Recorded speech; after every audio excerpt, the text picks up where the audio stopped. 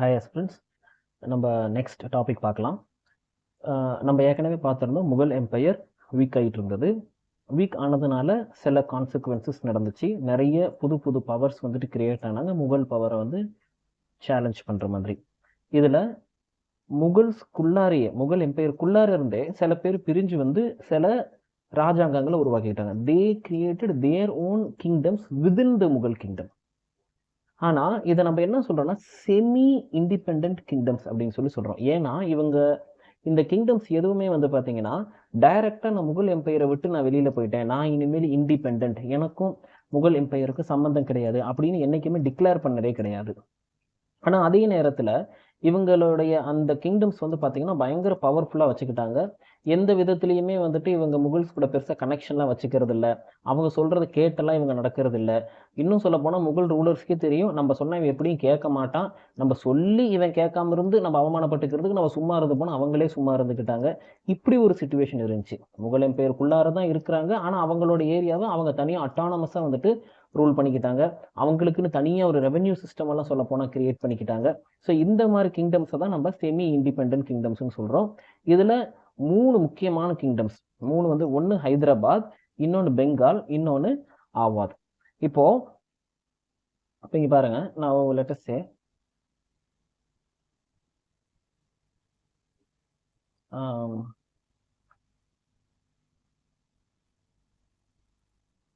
we have let us say this is India like this, but of course இப்போ நம்ம India வந்து இப்படி இப்போ நான் வரைகிறேன். ஆனால் அந்த டைமில் இருந்த இந்தியா வந்து சொல்ல போனீங்கன்னா இன்னும் இந்த மாதிரி இருந்தது. இங்கே இதோட சேர்த்து இங்கே வரைக்கும் இருந்தது.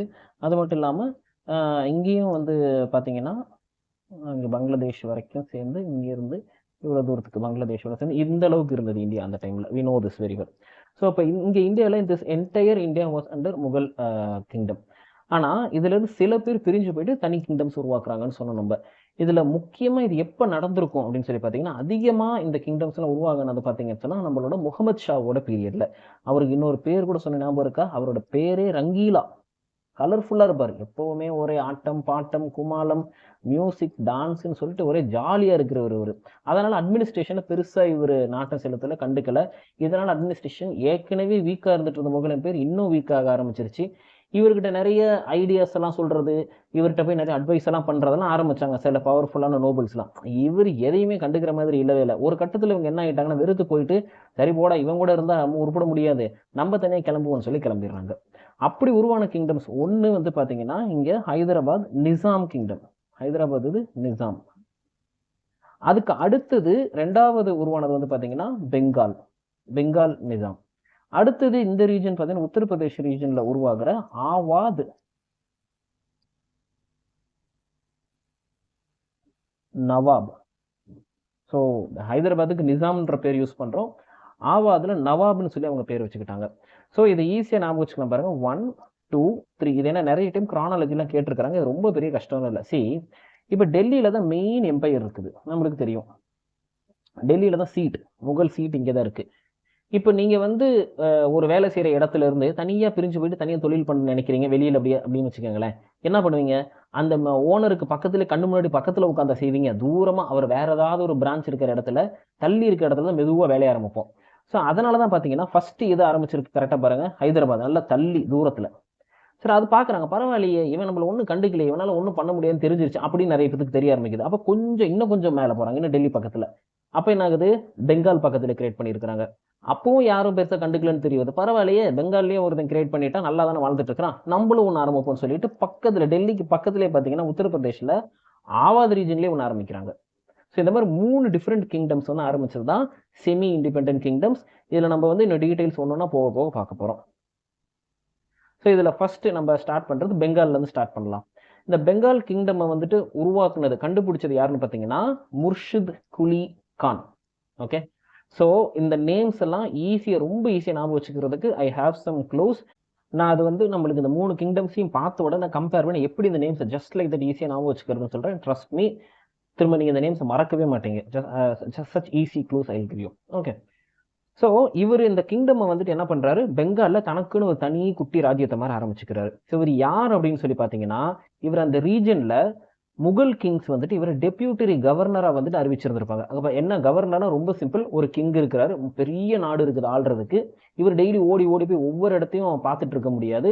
ஸோ ஒவ்வொரு இடத்த பார்த்துக்கிறதுக்கு என்ன பண்ணுவாங்க, ஒரு கவர்னரை போட்டு வைப்பாங்க. இந்த பேர்ல இருந்தே மீனிங் தெரியும். அவங்க வேலை என்னன்னா அந்த ரீஜனை வந்து கவர்ன் பண்ணிக்கிறது, அந்த ரீஜனை வந்துட்டு கவனிச்சுக்கிறது, அவ்வளவுதான் அவங்களோட வேலையே. ஆனா நிறைய டைம்ல என்ன ஆயிருவாங்கன்னு பாத்தீங்கன்னா, இந்த மாதிரி கவர்னர்ஸ் அங்கங்க இருக்கிறவங்க வந்துட்டு அவங்க தனியா பவர்ஃபுல்லா மாறிடுவாங்க. இது நிறைய டைம் நடந்திருக்கு இந்த மாதிரி. ஓகே, ஸோ அப்ப இங்க இவர் என்ன பண்றாருன்னா, ஃபர்ஸ்ட் இவர் முக்கியமா பண்ண ஒரு காரியம் என்னன்னு பாத்தீங்கன்னா, அங்க ஆல்ரெடி இருந்த ரெவென்யூ சிஸ்டத்தை வேற மாதிரி மாற்றி அமைச்சுக்கிறாரு. ஏற்கனவே என்ன இருக்குது அங்க, ஜாகீர்தாரி சிஸ்டம் இருந்துட்டு இருக்கு. ஸோ மான்சப்தாரி சிஸ்டத்துக்கு அப்புறம் உருவான ஒரு வெரி சிமிலர் சிஸ்டம் ஜாகீர்தாரி சிஸ்டம் அப்படின்னு சொல்லி நம்ம பார்த்துருந்தோம். ஓகேங்களா? ஸோ அப்ப அந்த சிஸ்டத்தை வந்து இவர் வேற மாதிரி மாற்றி வச்சுக்கிறாரு. இவருக்கு ஒரு தனி சிஸ்டமா மாத்திக்கிறாரு. எப்படின்னா மால் ஜஸ்மானி அப்படின்னு சொல்லிட்டு ஒரு பேருக்கு மாத்திக்கிறாரு.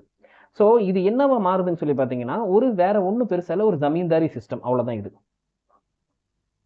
அப்போ already Jagirdari system is existing there. He converts this into Mal Jasmani system, which eventually ends up as a Zamindari system. வேற ஒன்றும் பெருசா கிடையாது. அந்த என்டையர் பெங்கால் ரீஜன்ல சின்ன சின்ன ரீஜன்ஸா பிரிச்சு ஒவ்வொரு ஜமீன்தார் கையில கொடுத்துறது.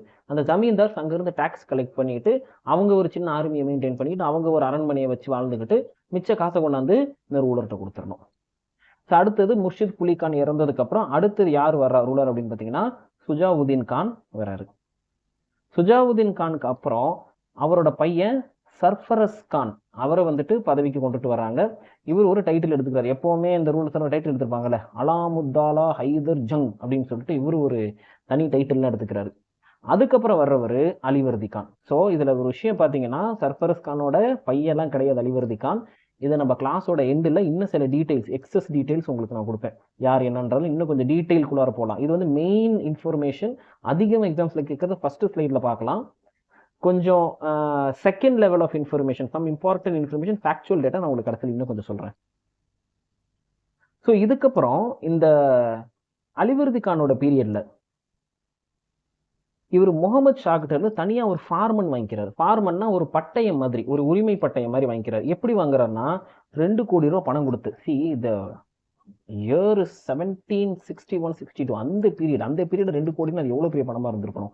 இவ்வளவு பெரிய பணத்தை கொடுத்து ஃபார்மன் பட்டயம் வாங்கிக்கிறார். இந்த ரீஜனை ஃபுல்லா நானே கவனிச்சுக்கிறேன், உங்களுக்கு இதுக்கு சம்மந்தம் வேண்டாம் அப்படின்ற மாதிரி 2 கோடி ரூபாய் பணம் கொடுத்து வாங்கிக்கிறாரு.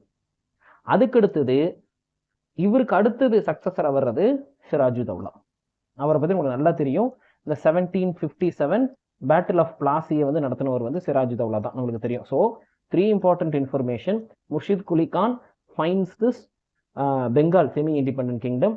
இவர் ஜாகீர்தாரி சிஸ்டம் இருந்ததை மாற்றி மல் ஜஸ்மானி சிஸ்டமாகவும் பின்னாடி ஜமீன்தாரி சிஸ்டமாகவும் மாற்றிடுறாரு இவர். ஸோ நெக்ஸ்ட் ஆஃப்டர் ஹிம் அவருடைய son in law Shujauddin Khan. அதுக்கடுத்தது சுஜாவுதீன் கானோட son Sarfaraz Khan. After that Alivardi Khan. So இந்த அலிவர்தி கான் பீரியட்ல தான் இந்த செமி இண்டிபெண்டன்ட் கிங்டம் ரொம்ப பவர்ஃபுல்லாக மாறுறது. ஸோ இவர் எந்த லெவலுக்கு பவர்ஃபுல்லாக மாறுதுன்னு சொன்னால், இவர் நேர முகல் கிங்டம்கிட்டே போயிட்டு முகல் கிங்கிட்டே போயிட்டு எனக்கு இந்த ஏரியாவை தனியாக நான் பாட்டுக்கு பார்த்துக்கிறேன்ப்பா, எனக்கு பேசாமல் கொடுத்துருங்க அப்படின்னு சொல்லி 2 கோடி ரூபாய் பணத்தை கொடுத்து அப்படியே லீஸ்க்கு எடுத்துகிற மாதிரி எடுத்துகிட்டு வந்திருக்கிறாரு. இந்த அளவுக்கு விஷயம் வந்து நடந்திருக்கு. Okay, so now will see some extra details about this Bengal kingdom and see some story. So இப்போ இந்த செமி இண்டிபெண்டன்ட் கிங்டம் பெங்கால் பற்றி சில வெரி இம்பார்ட்டன்ட் டீடைல்ஸ் பார்ப்போம். ஃபேக்சுவல் டேட்டா எக்ஸாமுக்கு ரொம்ப முக்கியம். நோட் புக் வச்சுக்கோங்க, நோட் பண்ணி வைங்க, இது ரிவைஸ் பண்ணணும் மறுபடியும். முர்ஷித் குலி கான் வந்துட்டு 1717 கவர்னர் ஆகிறாரு பெங்கால் சூபாக்கு. பெங்கால் சூபானா பெங்கால் ஏரியா, பெங்கால் ப்ராவின்ஸ் அந்த மாதிரி நம்ம வச்சுக்கலாம். ஸோ பெங்கால் ப்ராவின்ஸ்க்கு முர்ஷித் குலி கான் 1717 கவர்னரா மாறுறாரு. முதலா இவரை திவானா தான் அறிவிக்கிறாங்க. திவான் அப்படின்னு சொன்னா என்னன்னா சிம்பிளி ரெவென்யூ கலெக்டர், பணம் கலெக்ட் பண்ற வேலை. ஸோ இந்த திவானா இவரை அறிவிக்கிறது யாருன்னா அவுரங்கசீப். ஸோ இந்த டீடைல்ஸ் எக்ஸாம்ல கேட்டிருக்கிறாங்க. மோஸ்ட்லி புக்ஸ்ல இந்த டீடைல்ஸ் அவ்வளவா இருக்காது. நிறைய பேர் கிளாஸஸ் எந்த கிளாஸ்லயும் இது இன்ஃபர்மேஷன் இருக்காது. Note this down. இதுக்கப்புறம் அகெயின் பகதூர் ஷா வந்துட்டு இவரை மறுபடியும் வந்துட்டு, ஏன்னா இப்ப அவுரங்கசீப் இறந்து போறாரு, அடுத்து பகதூர் ஷா வராரு, இவரை மறுபடியும் இவர் திவானாவே அப்பாயிண்ட் பண்றாரு. கொஞ்ச நாள் கழிச்சு ஃபர்ஸ்ட் பகதூர் ஷா வந்தோடனே இவர் தூக்கிடுறாரு பதவியை விட்டு. அதுக்கப்புறம் மறுபடியும் இவர் வழி இல்லாம இவர் திவானாவே மறுபடியும் அறிவிக்கிறார். இது ஒரு விஷயம் நடக்குது. So it not just very important, leave it. அதுக்கப்புறம் வந்து பாத்தீங்கன்னா இவர் டெப்யூட்டி கவர்னரா மாத்துறாங்க. இவர் டெப்யூட்டி கவர்னரா மாத்துறாங்க. எதுக்கு? பெங்காலுக்கு. Deputy governor of Bengal and also governor of Orissa. 2 இடத்துக்கும் இவர் போடுறாங்க. பெங்காலையும் கையில கொடுத்து ஒரிசாவையும் ஒரு கையில் கொடுக்குறாங்க. இதை செஞ்சது யாருன்னு சொல்லி பார்த்தீங்கன்னா ஃபரூக்சியார். ஸோ ஃபரூக்சியார் யாருன்னு ஞாபகம் இருக்கா?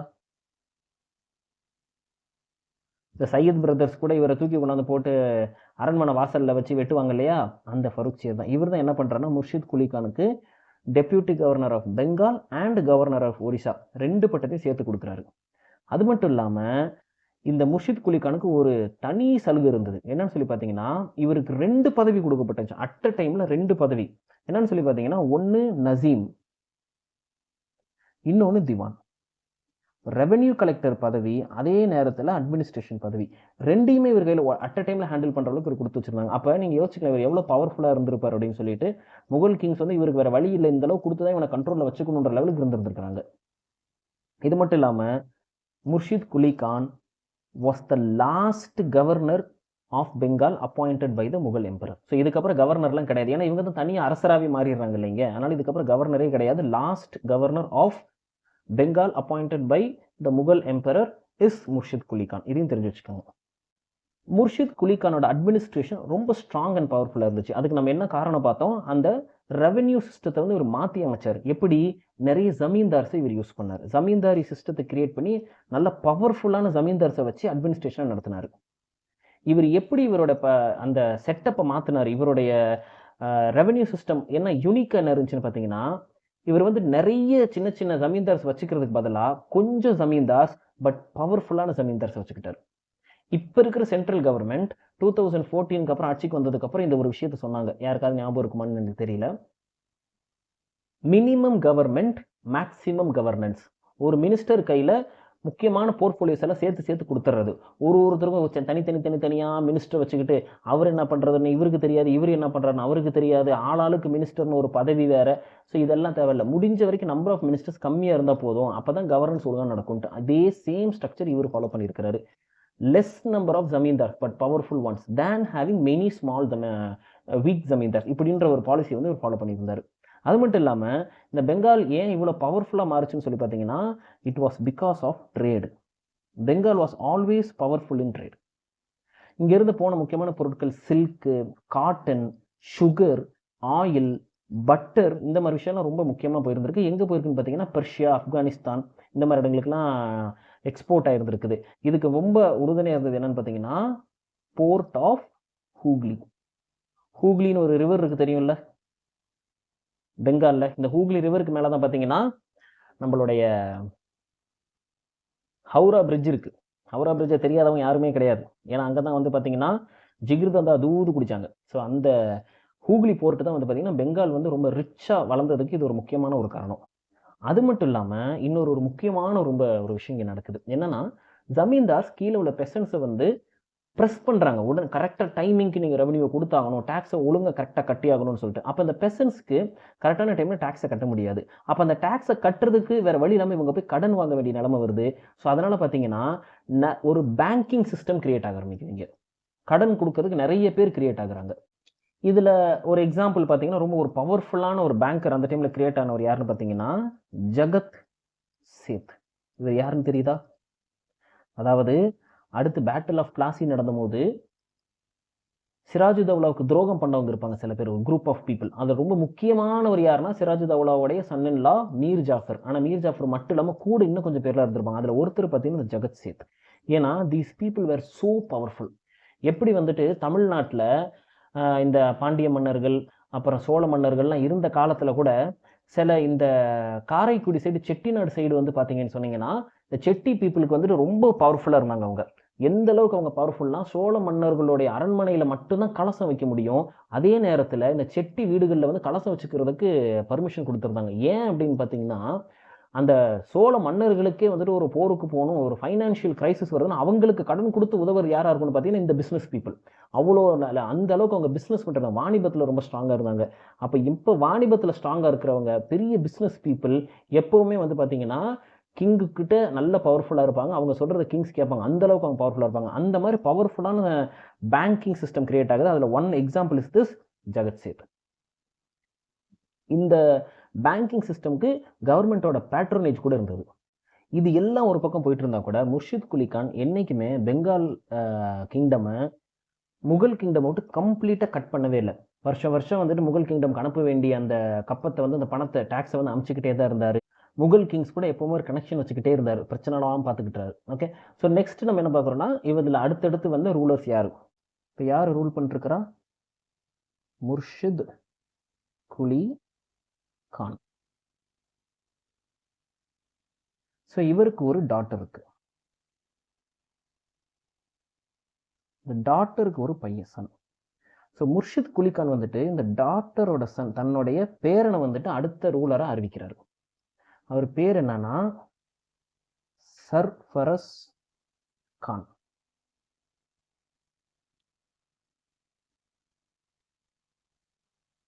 ஆனா இந்த டாட்டருக்கு ஒரு ஹஸ்பண்ட் இருப்பார்ல, அதாவது முர்ஷித் குலி கானோட சன் இன் லா. அவரோட பேரு ஷுஜாவுத்தீன் முகமது கான். ஸோ இவர் என்ன பண்றாருன்னா, அதனடா இவ்வளோ பெரிய ஆள் இந்த இடத்துல இருக்கும்போது சின்ன பையன் உன்னை யாரை ரூல் பண்ண சொல்றதுன்னு சொல்லிட்டு இந்த சன்னை வந்து தூக்கி உடச்சு தள்ளி விட்டுட்டு தன்னோட பையனை தூக்கி போட்டுட்டு இவர் ரூலராக மாறிக்கிறார். இவர் ரூலராக மாறினதை யார் அங்கீகரிக்கிறா அப்படின்னு சொல்லி பார்த்தீங்கன்னா ஆஸ் யூஷுவல் நம்ம ரங்கீலா. ஏன்னா அவருக்கு மற்றதெல்லாம் யோசிக்கிற அளவுக்குலாம் டைம் கிடையாது. அவர் ஜாலியாக வந்து சுற்றிட்டு இருக்கிறார் அந்த பக்கம் ஆட்டம் பாட்டம்னு சொல்லிட்டு. சரி யாரோ ஒருத்தர் ரூல் பண்ணுறாங்க, இவன் பவர்ஃபுல்லாக இருக்கான், தான் பையனை துரத்தி விட்டான், சரி விடுப்பா நீ ரூல் பண்ணிக்கன்னு சொல்லிட்டு முகமது ஷா இந்த ரூல் அங்கீகரிக்க செஞ்சிடறாரு. அதுக்கப்புறம் அதாவது சுஜாவுத்தீன் முகமது கானுக்கு அடுத்து ரூலர் அவர் யாருன்னா அவரோட சன் வர்றார் பழையபடி சர்ஃபரஸ் கான். இவர் என்ன சொல்லியிருப்பார் இப்போ, சரிப்பா நான் ஆண்டு முடிச்சிட்டேன், இப்போ எனக்கு வயசாயிருச்சு, இதுக்கப்புறம் வேணா நீ வந்துக்க, ஆனால் அப்போ வந்தது தப்பு, சின்ன பையனாக இருக்கும்போது இப்போ நீ வந்துக்குன்னு சொல்லிடுறாரு. ஆனால் இங்கே ஒரு ட்விஸ்ட் நடக்குது. சர்ஃபரஸ் கான் ரூல் பண்ணிட்டு இருக்கும்போது சர்ஃபரஸ் கானுக்கு அப்புறம் அவரோட சன்னோ ஃபேமிலி யாருமே வரல. ஆர்மியில் கமாண்டர் ஒருத்தர் இருக்கிறாரு அலிவர்தி கான். இந்த அலிவர்தி கான் என்ன பண்ணிடுறாருன்னா சர்ஃபரஸ் கானை தூக்கி போட்டு அவரை ஜெயிச்சுட்டு அவரை துரத்தி விட்டுட்டு அலிவர்தி கான் ரூல் பண்ண ஆரம்பிச்சிடுறாரு. இந்த அலிவர்தி கானோடைய பீரியட்ல தான் முக்கியமான ஒரு விஷயம் நடக்கும், break from the Mughal empire. இவர் வந்துட்டு இப்போ நம்ம என்ன சொன்ன கொஞ்சம் முர்ஷித் குலி கான்லாம் வந்துட்டு அவ்வளோ சீக்கிரத்தில் முகல்ஸ்ட்டு இருந்து கட் பண்ணிக்கல, டோட்டலாக கனெக்ஷன் வச்சுக்கிட்டே இருந்தாங்க. ஆனால் அலிவர்தி கான் பீரியடில் தான் இதுக்கு மேலே தேவையே இல்லை, ரொம்ப வீக்காக போயிடுச்சு முகல் எம்பையர், நம்மளுக்கு அது தேவையில்லை, நம்ம நல்லா பவர்ஃபுல்லாக இருக்கு, நம்ம பார்த்துக்கலாம் அப்படின்னு சொல்லிடுறாரு. டெல்லிக்கு வருஷம் அமைச்சிருந்த பணத்தெல்லாம் நிறுத்திடுறாரு. அப்போ டெல்லி இவர் ஏதாவது பிரச்சனை கொடுக்காத, முகல் எம்பையர் இவருக்கு ப்ராப்ளம் கொடுக்க மாட்டாருன்னா ஒருத்தரும் ப்ராப்ளம் கொடுக்கல, யாருனாலும் இவருக்கு ப்ராப்ளம் கொடுக்க முடியல. He was very independent, he was very fine. ஆனால் இவருக்கு பிரச்சனை வேற இடத்துலேருந்து வந்துச்சு. எங்கேருந்து வந்துச்சுன்னு பார்த்தீங்கன்னா நம்ம ஏற்கனவே முன்னாடி கிளாஸ்லேயே பார்த்துட்டோம், அலிவர்தி கானுக்கு ப்ராப்ளம் எங்கேருந்து வந்துச்சுன்னு சொன்னால் மராத்தாஸ்லேருந்து வந்துச்சு. ஆனால் அதுக்கப்புறம் நம்ம பார்த்தோம் மராத்தாஸ் கூட ஒரு உடன்படிக்கை போட்டுட்டு இவர் ஒரிசா ரீஜன் அந்த ரீஜனுக்குலாம் சவுத் கலெக்ட் பண்ணிக்கிறதுக்கு மராத்தாஸ்க்கு பர்மிஷன் கொடுத்துட்டு பிரச்சனையை ஸ்டாப் பண்ணிடுறாரு. அடுத்து இவருக்கு பிரச்சனை வந்தது எங்க இருந்துன்னு பார்த்தீங்கன்னா ஆப்கன்ஸ்ட இருந்தும் பிரச்சனை வருது. ஆப்கன்ஸ் இன்வைட் பண்ண பார்க்குறாங்க பெங்கால் ரீஜனை. ஏன்னா முகல்ஸ் கூட கொஞ்சம் கூட கனெக்ஷன் இல்லை, இவங்க தனி கிங்டமாக இருக்குது, தனியாக போய் இவனை அடிச்சா இவனை கேட்க ஆள் இல்லைன்னு சொல்லி தனியாக வந்து அடிக்க பார்க்குறாங்க. But somehow he manages it. Afghan ட்ரூப்ஸை வந்துட்டு இவர் ஜெயிச்சிட முடியுது, இவர் ஜமாளிச்சிடறாரு. மராத்தாஸை தான் இவரால் ஜெயிக்க முடியல. ஸோ ஜெயிக்க முடியலன்னு தெரிஞ்ச உடனே உடன்படிக்கை போட்டு ப்ராப்ளமை சால்வ் பண்ணிடுறாரு. அடுத்தது யார் வர்றா? ஸோ அலிவர்தி கான் ரூல் பண்ணுறாரு. He was very efficient. அவருடைய ரூல் பற்றி சொல்லணும்னு சொன்னால் his rule was religiously tolerant, his administration was very powerful, நல்ல திறமசாலி, எல்லா விதத்துலையும் கரெக்டாக இருந்திருக்கிறார். எப்படின்னா இப்போ ஒரு ஜெயிக்கக்கூடிய எனிமி வரும்போது ஜெயிச்சிடறாரு, நம்மளால ஜெயிக்க முடியாத ஒரு எனிமின்னு சொல்லி தெரிஞ்ச போது பேசாமல் சரண்டர் ஆகிட்டு உடன்படிக்கை போட்டுட்டு அவங்களுக்கு கொடுக்க வேண்டியது கொடுத்து ஜமாளிச்சிடறாரு. இந்த மாதிரி வைஸாக ரூல் பண்ணிட்டு வர்றாரு இவர். ஸோ இவருக்கு அடுத்து வர ரூலர். இவர் யாரை நாமினேட் பண்ணுறாருன்னா சிராஜுத்தௌலா. சிராஜுத்தௌலா யாருன்னா அலிவர்தி கானுடைய கிராண்ட் சன் கிடையாது, தன்னுடைய பேரனை வந்துட்டு இவர் நாமினேட் பண்றாரு. ஆனா அலிவர்தி கானுக்கு ஒரு டாட்டர் இருக்குது. அவங்க வந்து இந்த த்ரோனுக்கு கம்ப்ளீட் பண்றாங்க. எனக்கு த்ரோன் வேணும், அது எப்படி இந்த பேர பிள்ளையை கொடுக்கலாம், அதெல்லாம் முடியாது, எனக்கு த்ரோன் வேணும்னு சொல்லிட்டு கம்ப்ளீட் பண்றாங்க. அது இல்லாம இன்னும் ஒருத்தரும் கம்ப்ளீட் பண்றாரு, ஷவுகத் ஜங். ஸோ இந்த டாட்டரோட பேரு கசேட்டி பேகம். ஸோ இதில் ரொம்ப important details very simply Alivardi Khan successor அறிவிச்சது அவரோட கிராண்ட்சன் சிராஜுத்தௌலா. இது ரொம்ப important detail. Sometimes question paper tough ஆயிருச்சுன்னு சொன்னால் இந்த கசேத்தி பேகம் யாரு அந்த லெவலுக்கு வந்து கொஸ்டின் கேட்ட முடியும். ஏன் இது முக்கியமாக இந்த இடத்துல இவங்க தேவைப்படுறாங்க அப்படின்னு சொன்னால், பின்னாட்களில் பேட்டில் ஆஃப் பிளாசி நடக்கும்போது நம்மளுக்கு தெரியும் சிராஜுத்தௌலாவுக்கு எதிராக வந்து சதித்திட்டம் பண்ணிடுவாங்க. அப்படி தான் வந்து பேட்டில் ஆஃப் பிளாசியில் சிராஜுத்தௌலாவை ஜெயிக்க முடியும். இங்கிலீஷ் பீப்புள்னால டைரெக்டாக ஜெயிக்க முடியாது. ராபர்ட் கிளைவுக்கும் சிராஜுத்தௌலாவுக்கும் நடந்த அந்த பேட்டில் டைரெக்டாக வந்துட்டு சிராஜுத்தௌலாவை ஜெயிக்க முடியாது, சதித்திட்டம் பண்ணி தான் ஜெயிப்பாங்க. அந்த சதித்திட்டத்தில் முக்கியமான ஆட்கள் யாருன்னு பார்த்தீங்கன்னா மீர் ஜாஃபர், அதுக்கு அடுத்த லெவலில் இந்த ஜகத்சேத் அவங்களாம் இருப்பாங்க. அது மட்டும் இல்லாமல் இந்த ஷவுகத் ஜங், கசேட்டி பேகம் இவங்க எல்லாரும் கூட வந்து பார்த்தீங்கன்னா சேர்ந்து சிராஜுத்தௌலாவுக்கு எதாவது சதித்திட்டம் பண்ணியிருப்பாங்க. இது மூலியமாக தான் பேட்டில் ஆஃப் பிளாசியில் சிராஜுத்தௌலாவை ஜெயிக்கவே முடிஞ்சிருக்கும். ஓகே, ஸோ நெக்ஸ்ட் நம்ம பார்க்க போகிறது அடுத்த கிங்டமான Hyderabad kingdom. Next semi independent கிங்டமான ஹைதராபாத். ஆக்சுவலாக ஃபர்ஸ்ட் உருவானது ஹைதராபாத் தான். இந்த இயர் 1724. இந்த இயர் முக்கியம். நிறைய time semi independent kingdom first எது உருவாச்சு, செகண்ட் எது உருவாச்சு, தேர்ட் எது உருவாச்சுன்னு கிரானாலஜி கேட்டிருக்காங்க. இந்த இயர் முக்கியம், தெரிஞ்சுக்கணும். சரி, இதை உருவாக்குனவர் Nizam ul Mulk. You don't have to worry about these names, very easy to remember. நான் லாஸ்ட்ல 3 கிங்டமும் முடிச்சோன்னு கம்பேர் பண்ணி க்ளூ தரேன் உங்களுக்கு. இவருக்கு இன்னொரு பேர் இருந்தது, சின் குலிச் கான் அப்படின்னு சொல்லிட்டு இவருக்கு ஒரு பேர் இருந்தது. இவரை வந்துட்டு யார் கவர்னர் ஆக்குனதுன்னு சொன்னா ஃபருக்சியார். ஏன்னா நம்ம இதுக்கு முன்னாடி பெங்கால் கவர்னர் முர்ஷித் குலி கானை பத்தி பார்த்துட்டு இருந்தோம். முர்ஷித் குலி கான் பத்தி பார்த்துட்டு இருந்தபோது அவர் வந்து ஃபருக்சியாருக்குலாம் முன்னாடி அவுரங்கசீப் பீரியட்ல இருந்தே அவரை வந்து திவான் ஆக்கி, அதுக்கப்புறம் பகதூர் ஷா வந்துட்டு அவரை வந்துட்டு டெப்யூட்டி கவர்னர் ஆக்கி, இந்த மாதிரி கொஞ்சம் கொஞ்சமா வந்திருந்தாங்க. இங்க வந்து பாத்தீங்கன்னா டைரக்டா அவர் முதல்ல கவர்னர் ஆஃப் த டெக்கன் ரீஜனா அறிவிக்கிறது ஃபருக்சியார். ஆனா இவரை வெறும் கவர்னரா தான் அறிவிச்சிருந்தாங்க. ஆனா இவர் என்ன பண்ணிடுறாருன்னு சொன்னா போக போக அப்படி ஒரு நிசாமாவே இருந்து ரூல் பண்ண ஆரம்பிச்சிடறாரு. ஏன்னா ரொம்ப தூரத்துல இருந்து இருக்காரு, டெல்லியில இருந்து, கண்டுக்கிறதுக்கு யாரும் இல்லை, வழி இல்லை. அது மட்டும் இல்லாம நிசாம் உல் மல்க்கு இன்னொரு பேரு சின் குலிச் கான், அது போக அவருக்கு இன்னொரு பேர் இருந்தது ஆசஃப் ஜா. ஸோ இதனால இந்த டைனாசிட்டியவே வந்துட்டு பாத்தீங்கன்னா ஆசஃப் ஜா டைனாசிட்டி அப்படின்னு சொல்லி கூட இன்னொரு பேர் சொல்லியிருந்தாங்க. Okay, so Hyderabad Nizam was also called as Asaf Jah dynasty. இந்த நேம் யூஸ் பண்ணி எக்ஸாம்ஸ்ல क्वेश्चंस வந்திருக்கு. அதுக்கு அடுத்தது ஆசப் ஜாக்கு அடுத்தது வர ரூலர் யாருன்னு சொல்லி பார்த்தீங்கன்னு சொன்னா நாசிர் ஜங். நாசிர் ஜங்கனுடைய real name is Mir Ahmad Ali Khan Siddiqi Bayafandi. as far as I know this was never asked in any exam, just don't worry. இந்த நாசிர் ஜங்குக்கு அப்புறம் உள்ள வர ஸ்டோரி, மெயின் ஸ்டோரி வந்து பார்த்தீங்கன்னா நம்ம இங்கே பார்க்க மாட்டோம், கர்நாடிக் வார்ஸ்ல பார்ப்போம். அங்கே தான் வந்து பார்த்தீங்கன்னா இந்த சக்சஷன் வார் நடக்குது. ஆசப் ஜாக்கு அடுத்து யார் ரூலராக வரப்போறா அப்படின்னு சொல்லிட்டு சக்சஷன் வார் நடக்குது. அந்த சக்சஷன் வார்ல வந்துட்டு இதுதான் சான்ஸ்னு சொல்லிட்டு உள்ளார பிரெஞ்சு வந்து பூந்துப்பாங்க. பிரெஞ்சு உள்ளார பூர்றதை பார்த்த உடனே ஐயோ நமக்கு கிடைக்காம போயிட போகுதுன்னு சொல்லிட்டு இன்னொரு பக்கம் வந்துட்டு பிரிட்டிஷ் வந்து சேருவாங்க. ஒரு பெரிய குளறுபடியே நடக்கும். திஸ் இஸ் த கர்நாடிக் வார். இது நம்ம வார்ஸ் செக்ஷன்ல பார்க்கும்போது அதை நம்ம பார்த்துக்கலாம். இப்போ now we'll see some more details about this Asaf Jahi dynasty.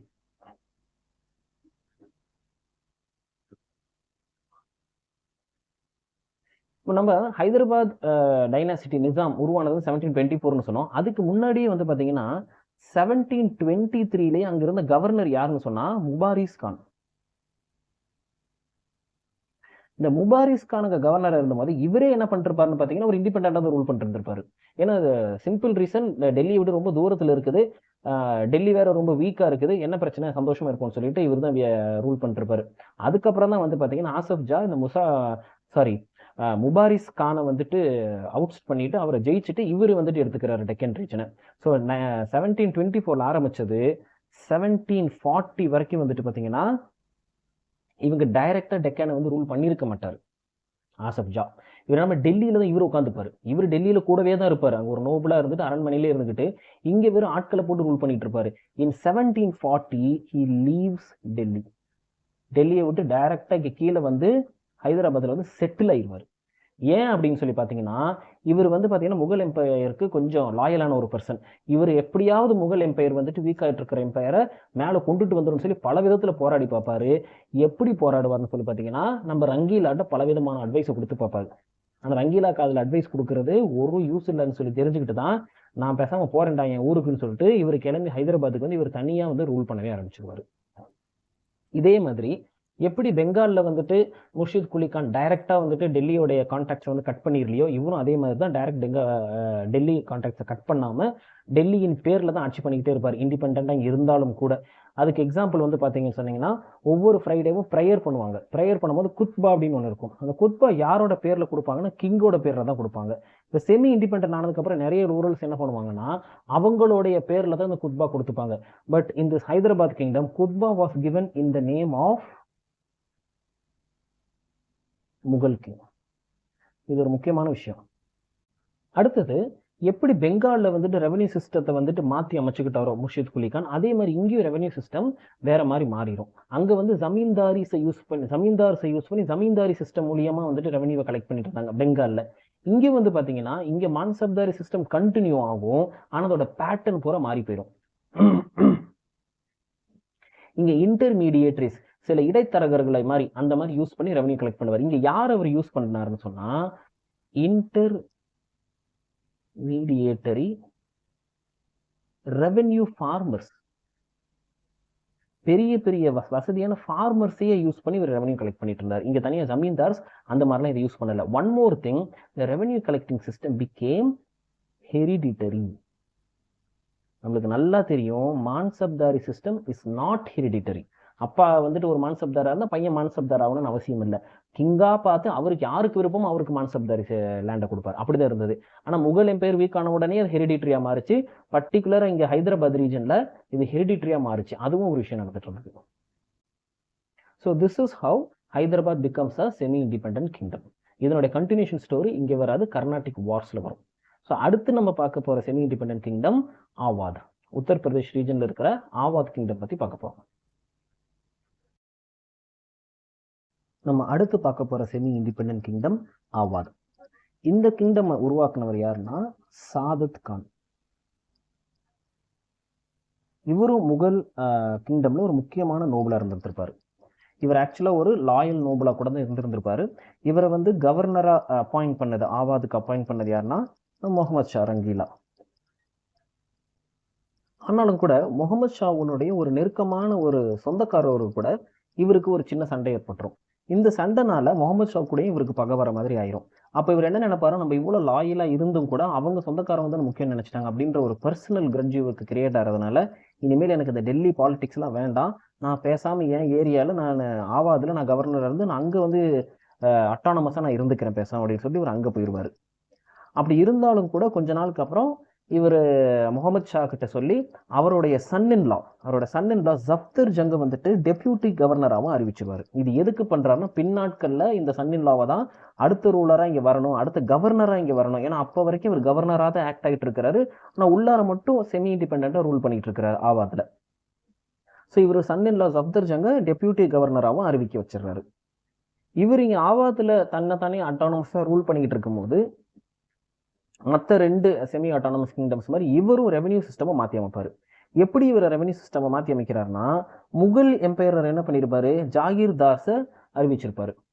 ஆனால் இவர் என்ன பண்ணுறாரு, இந்த ஜாகீர்தார்ஸை வந்து அப்பாயிண்ட் பண்ணாமல், அதை அடுத்து புதுசாக ஜாகீர்தார் அப்பாயிண்ட் பண்ண நிலைமை வரும்போது புதுசு ஜாகீர்தார் அப்பாயிண்ட் பண்ணுறதில்ல. அதுக்கு பதிலாக அங்கே லோக்கலில் இருக்கிற இந்த பேங்கர்ஸு, இந்த ஜமீன்தார் மாதிரி இருக்கக்கூடிய இந்த மகாஜன்ஸ், இந்த வியாபாரிகள் பேங்க் வச்சு நடத்துற மாதிரி இந்த பணம் வட்டிக்கு கொடுக்குறாங்க, இவங்களை வச்சே வந்துட்டு ரெவன்யூ சிஸ்டம் ரன் பண்ணிக்கிறாரு.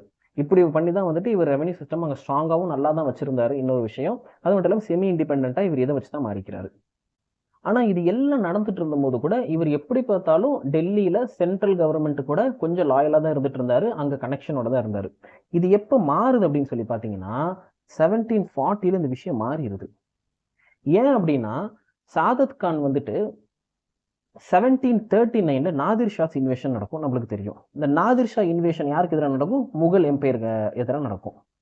இப்படி நடந்தும் போது இவர் என்ன பண்ணியிருப்பாருன்னா, நாதிர் ஷாக்கு எதிராக போர் நடக்கும் போதெல்லாம் வந்து ரொம்ப சப்போர்ட் பண்ணி ஹெல்ப் பண்ணி இருந்திருப்பாரு டெல்லிக்கு.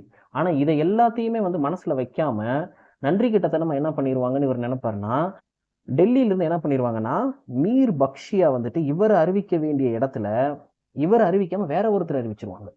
யாருன்னா, அந்த உத்தரப்பிரதேஷ் ரீஜனோட நிசாமை வந்து மீர் பக்ஷியா அறிவிச்சிருவாங்க. மீர் பக்ஷி அப்படின்னு சொன்னா அவருக்கு முக்கியமான ஒரு பதவி என்னன்னா, அவர் வந்து பொருளாளர், ட்ரெஷரர் அப்படின்னு சொல்லலாம், இம்பீரியல் ட்ரெஷரர்னு சொல்லுவாங்க. அது மட்டும் இல்லாமல் அவருக்கு இன்னொரு ஒரு பெரிய பொசிஷன் என்னன்னா, அவர் தான் ஆர்மியோட கமாண்டராக இருப்பார்.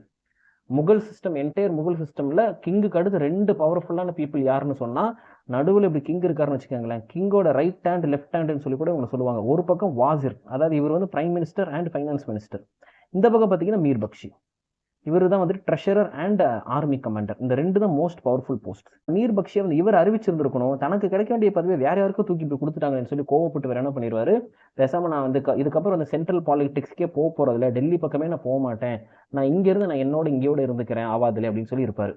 அது மட்டும் இல்லாம இன்னொரு காரியம் பண்ணிடுவாரு, சாதத் கான் நாதிர் ஷாவோட சேர்ந்து கை கோத்துருவாரு.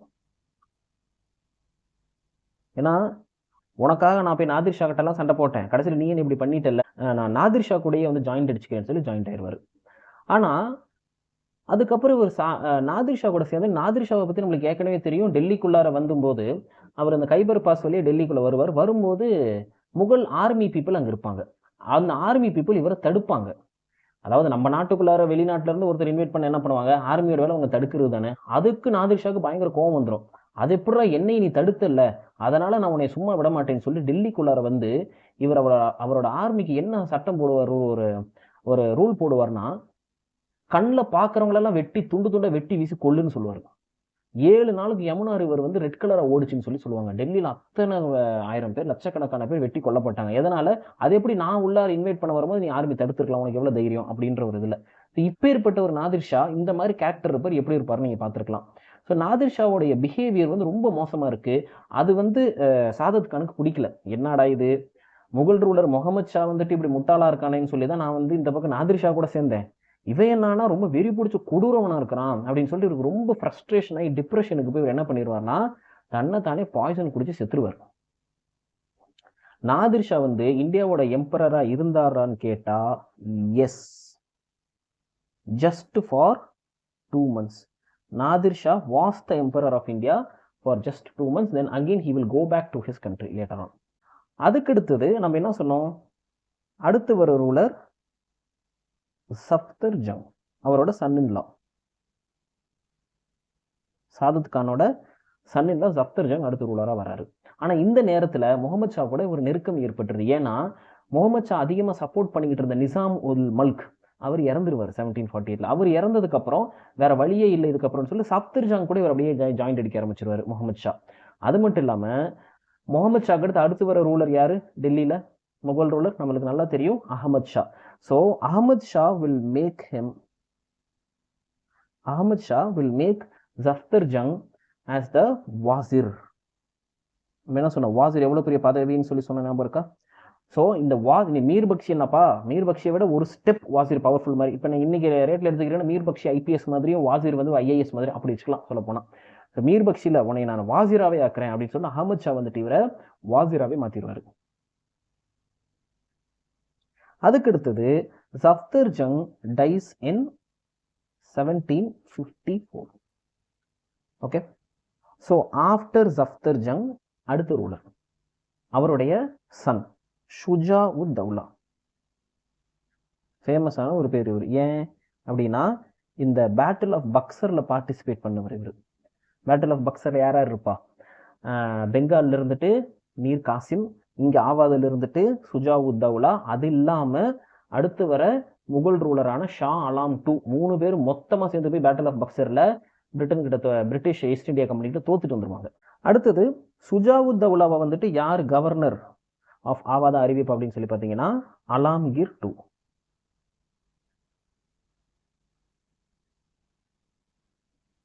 ஓகே, ஸோ அலாம்கீர் வந்து பார்த்தீங்கன்னா ஒரு ஜஸ்ட் ஒரு பப்பட் எம்பரராக தான் இருப்பார். ஏன் பப்பட் எம்பரர்னு அவரை சொல்கிறோம், இந்த பீரியட்லலாம் கம்ப்ளீட் என்டையர் இந்தியாவை மராத்தாஸ் வந்துட்டு கேப்சர் பண்ணிடுவாங்க. அலாம்கீர் வந்துட்டு மராத்தா சொல்றதை கேட்டு நடக்கிற ஜஸ்ட் ஒரு பொம்மையாக தான் இருந்திருப்பார், வேற ஒன்றுமே கிடையாது. ஸோ இதனால சுஜாவுத் தௌலாக்கும் பெருசாக முகல் எம்பையர் மேலே ஒரு பயமும் இருக்காது, லாயல்ட்டியும் இருக்காது, எதுவுமே சொல்லிக்கிற அளவுக்கு பெருசாக இல்லை. ஏன்னா நம்மளுக்கு ஏற்கனவே தெரியும், அவரோட அப்பாவே வந்துட்டு பார்த்தீங்கன்னு சொன்னீங்கன்னா முகல் எம்பையர் மேலே ஒரு கோவத்தில் இருப்பார். அவருக்கு கொடுக்க வேண்டிய மீர்பக்ஷி பதவியை கொடுக்காம தான் சொந்தக்காரன் தான் முக்கியம்னு சொல்லிட்டு இவரை வந்துட்டு நித்திச்சு இந்த மாதிரி பண்ணதுனால சாதத் கான்கே வந்துட்டு முகல் எம்பரர்ஸ் மேலே ஒரு கோவம் இருந்தது. அவரோட பையன் சுஜாவுத் தௌலாவுக்கும் அந்த லைட்டாக ஒரு கோவம் அந்த மாதிரில இருந்து. இன்னொன்று பார்த்தீங்கன்னா சுஜாவுத் தௌலா ரொம்ப ஒரு இந்த காரியத்துக்கு தகுந்த மாதிரி மாறிக்கக்கூடிய ஒரு இந்த பச்சோந்தின்னு சொல்லுவார் பார்த்தீங்களா, அந்த டைப் ஆஃப் கேரக்டர் தான் சுஜாவுத் தௌலா எப்போவுமே இருந்திருப்பார். நம்ம நல்லா வேற சில விஷயங்களையும் பார்க்க முடியும். எப்படின்னு சொல்லி பார்த்தீங்கன்னா இதுக்கு ஒரு பெரிய ப்ரூஃப் வந்துட்டு 1761 நடக்கிற third battle of Panipat. Third battle of Panipat யாருக்கு எதிராக நடக்கும்? Ahmad Shah Abdali against the Mughal empire. ஆனால் அந்த ஃபைட்டை போய் பண்ணுறது யாரு? மராத்தாஸ். ஏன்? அதுக்கு முன்னாடி அலாம்கீர் வந்துட்டு வெறும் பப்பட் ரூலர் தானே, இவரை பப்பட் ரூலர் ஆக்கிட்டு மராத்தாஸ் என்ன உடன்படிக்கை போட்டிருப்பாங்கன்னா, here after we will take care of the security of the Mughal empire. Mughal எம்பையருக்கு எதிராக யாராவது போர் செஞ்சா மராத்தாஸ் நாங்கள் வந்து பார்த்துப்போம் அப்படின்னு சொல்லியிருப்பாங்க. இப்போ அகமது ஷா அப்தலி இன்வேடு பண்ணும் போது மராத்தாஸ் போய் ஃபைட் பண்ணுவாங்க, கூட முகல்ஸும் போவாங்க. இவங்க எல்லாரும் போகும்போது சுஜாவுத் தௌலாவும் இவங்க கூட சேர்ந்து மராத்தாஸ் கூட தான் வந்துட்டு போவார். போயிட்டு லாஸ்ட் மினிட்ல பின்பக்கமாக இருந்து துரோகம் பண்ணிடுவார். சுஜாவுத் தௌலா துரோகம் பண்ணது தான் தேர்ட் பேட்டில் ஆஃப் பானிபட்ல மராத்தாஸ் ஆர் இந்த other name Mughal empire whatever தோத்ததுக்கு ஒரு மிகப்பெரிய காரணமாக அமைஞ்சிருக்கும். ஏன்னா சுஜாவுத் தௌலாவிட்ட இருந்து தான் சாப்பாடு வர வேண்டியதாக இருந்திருக்கும். பல நாட்கள் வந்துட்டு மராத்தா ஆர்மி வந்துட்டு பட்னியாக கிடந்து பசியில் போயிட்டு ஃபைட் பண்ண முடியாமல் அங்கே அப்படியே போரில் தோற்று போவாங்க. இப்படி தான் வந்து பார்த்தீங்கன்னா தேர்ட் பேட்டில் ஆஃப் பானிபட்டில் தோக்குறதுக்கு ஒரு முக்கியமான காரணம். ஸோ தேர்ட் பேட்டில் ஆஃப் பானிபட்டில் இவர் வந்து அகமது ஷா அப்தலி பக்கமாக சாஞ்சிக்கிட்டு ஹெல்ப் பண்ணிட்டனால இவர் சேஃப் ஆயிடுவார். சுஜாவுத் தௌலா இவர் சேஃப் ஆகிட்டு இவர் பாட்டுக்கு பிரச்சனை இல்லாமல் இருப்பார். இவருக்கு கடைசி பிரச்சனை எப்போ வந்துச்சுன்னு பார்த்தீங்கன்னா 1764 பேட்டில் ஆஃப் பக்சரில் தான். பேட்டில் ஆஃப் பக்சரில் தோற்றதுக்கு அப்புறம் தான் கம்ப்ளீட்டாக இவரோட ஏரியாவை முதற்கொண்டு எல்லாத்தையுமே பிரிட்டிஷ் எடுத்துக்கிறாங்க. அது மட்டும் இல்லாமல் லேட்டரில் வந்துட்டு மிஸ் கவர்னன்ஸ்னு சொல்லி இவருக்கு அடுத்து வர ரூலர்ஸ் அப்படி இப்படின்னு சொல்லி அப்படி ஆவாத டோட்டலாகவே வந்துட்டு ஈஸ்ட் இந்தியா கம்பெனி கேப்சர் பண்ணிடுவாங்க பின்னாடி. ஸோ இதோட ஆவாத் கிங்டமுடைய ஹிஸ்ட்ரியும் முடியுது. ஸோ அப்போ நம்ம மொத்தமாக என்ன பார்த்துருக்கோம்? 3 கிங்டம்ஸ் பார்த்துருக்கோம். அதாவது semi independent kingdoms, Hyderabad, then Bengal and then Awad. So அப்போ நான் என்ன சொன்னேன், 3க்கு ஒரு க்ளூ தரேன்னு சொல்லியிருந்தேன் இல்லையா? ஸோ ஃபர்ஸ்ட் திங் யாரு? ஹைதராபாத். ஹைதராபாத் யாரு? நிசாம் உல் மல்க். அதுக்கு அடுத்தது பெங்கால். பெங்கால் யாரு? முர்ஷித் குலி கான். அதுக்கப்புறம் ஆவாத் நம்மளுக்கு தெரியும், ஆவாத் சாதத் கான், இதுவும் தெரியும். சரி, இது ரெண்டுல இந்த ரெண்டு ஹைதராபாத் அண்ட் பெங்காலுக்கு ரொம்ப சிம்பிள் ஈஸி க்ளூ இருக்கு. இப்போ நீங்க இந்தியாவோட மேப் எடுத்துட்டு எப்படி பாக்குறேன்னா, டெல்லி இங்க. இப்போ டெல்லியிலிருந்து தள்ளி ரொம்ப உள்ள டெல்லியில இன்டீரியருக்கு போறாரு. டெல்லியை சுத்தி இருக்கிற இடம் மெயின் ஏரியா. டெல்லியில இன்டீரியருக்கு போயிட்டு ஹைதராபாத் கிங்டம் ஆரம்பிக்கப்படுது. ஸோ எங்க போறாரு? உள்ள போய் ஆரம்பிச்சது உல் மல்க் இது. அடுத்தது இந்த பெங்கால் ரீஜன். பெங்கால் ரீஜன் என்னன்னு சொல்லுவாங்கன்னு பாத்தீங்கன்னா, இதுக்கு இன்னொரு பேர் இந்த ரீஜனுக்கு சொல்லுவாங்க மால்டா ஃபால்ட் அப்படின்னு சொல்லுவாங்க. ஃபால்ட் அப்படின்னு சொன்னா தமிழ்ல என்னன்னு சொல்லலாம்? மிகப்பெரிய ஒரு பள்ளம். அங்கே ஒரு பெரிய பள்ளம் ஒன்று இருக்குது, அது மேலே வந்துட்டு சில்ட் மூடி இருக்குது. இப்போவும் பார்த்தீங்கன்னா அந்த tectonic plate movement Cretaceous period நடந்தபோது அங்கே ஒரு மிகப்பெரிய பள்ளம் கிரியேட் ஆகிருக்கும். ஸோ அப்போ அங்கே என்ன இருக்குது? பெங்காலில் வந்துட்டு ஒரு பெரிய குழி இருக்குது. ஸோ குழி இருக்கிற ரீஜனில் போய் உருவாக்கின எம்பையர் யாரு? குலி கான். இந்தியாவுக்கு உள்ளார போயிட்டு இந்த ஹைதராபாத் உள்ளார இருக்குன்றதுக்கு இன்னொரு ஒரு க்ளூ கூட நீங்க வச்சுக்கலாம். இந்தியன் இண்டிபெண்டன்ஸ்க்கு அப்புறம் ஹைதராபாத் வந்துட்டு எப்படியாவது பாகிஸ்தான் கூட சேர்க்கணும்னு சொல்லிட்டு ட்ரை பண்ணுவாங்க. ஆனால் அது விடவே கூடாதுன்னு சொல்லிட்டு இந்தியாவில் போராடி இருப்பாங்க, பர்டிகுலர்லி சர்தார் வல்லபாய் பட்டேல். ஏன்னா இது இந்தியாவுக்கு உள்ள இருக்கிற ஒரு ரீஜன். இந்தியாவை விட்டு வெளியில பாகிஸ்தான் இருக்கலாம், இந்தியாவை விட்டு வெளியில பங்களாதேஷ் இருக்கலாம், பிரச்சனை இல்லை. ஆனால் இந்தியாவுக்குள்ளார ஒரு பாகிஸ்தான் இருக்கிறது எவ்வளவு பெரிய த்ரெட் இந்தியாவோட டிஃபென்ஸ்க்கு அது அப்படின்னு சொல்லிட்டு நடந்துடவே கூடாதுன்னு நினைச்சிருப்பாங்க. அப்ப ஹைதராபாத்னு சொன்னாலே இந்த உள்ள அப்படின்றது ஈஸியாக ஞாபகம் வச்சுக்கலாம். பெங்கால் வந்துட்டு குழின்றது ஈஸியாக ஞாபகம் வச்சுக்கலாம். அடுத்தது மிச்சம் இருக்கிறது ஒன்னே ஒன்று Awadh Saadat. You can remember it. If you can't remember another clues that. நம்ம வந்துட்டு சாதத் கான் என்ன மாதிரி டைப் ஆஃப் கேரக்டர்னு சொன்னோம். நம்ம ஆவாத ரூல் பண்ணிட்டு இருந்தவர் வந்து Saadat Khan, he was a sadist அப்படின்னு சொல்லி நான் சொல்லியிருந்தேன். ஏன்னா தேவைக்கு நேரத்தில் பார்த்து வேணும்னா முகல்ஸ் கூட சேர்ந்துக்கிறது, இல்லைன்னா முகல்ஸோட எனிமியான அகமது அப்துல் கூடயே போய் சேர்ந்துக்கிறது, தேவைப்பட்டா மராத்தாஸ் கூட போய் ஜாயிண்ட் அடிச்சுக்கிறது. இந்த மாதிரி மாற்றி வந்து அவரோட தேவைக்கு தகுந்த மாதிரி ஒரு சாடிஸ்ட் பிஹேவியர் இருக்கக்கூடியவர் தான் ஆவாத் ரூலரான சாதத் கான். இப்படியும் நான் வச்சுக்கலாம். So it's very easy to remember. So in next class we'll continue. Now we'll finish with this semi-independent kingdoms. Thank you. Jai Hind. Please share the video with your friends also.